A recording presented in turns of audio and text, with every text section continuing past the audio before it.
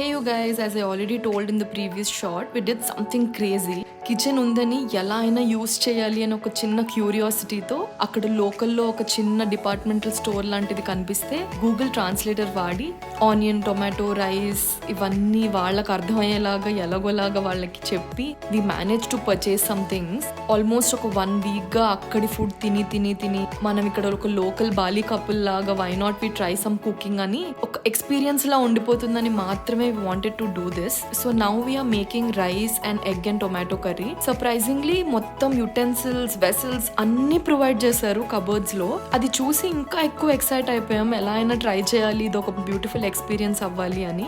Both of us somehow managed to cook. Taste కొంచెం difference ఎందుకు వచ్చిందంటే మనం యూస్ చేసేది రెగ్యులర్ వెజిటబుల్ ఆయిల్ అయితే వాళ్ళు యూస్ చేసేది పామ్ ఆయిల్. కానీ somehow we managed to cook and eat. అలా మా డిన్నర్ ని ఎంజాయ్ చేసి అన్ని క్లీన్ చేసి పడుకున్నాం. Wait for day 7.